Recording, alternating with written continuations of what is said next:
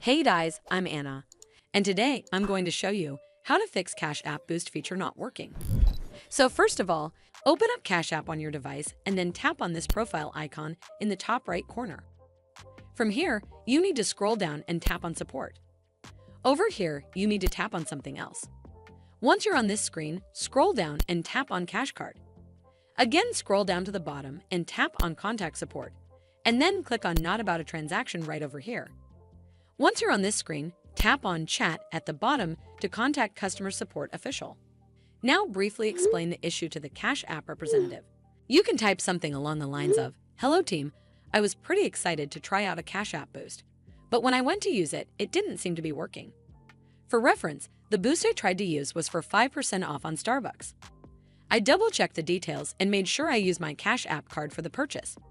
But when I paid for it, the boost discount didn't appear on my receipt. Any insights you can provide on why the Cash App Boost didn't work? Hopefully, the Cash App customer representative will help you fix Cash App Boost feature not working. I hope you found this video helpful, and if you did, make sure you give this video a super thanks by clicking on this heart icon to help support the channel, and don't forget to hit that subscribe button. We'll see you in the next one.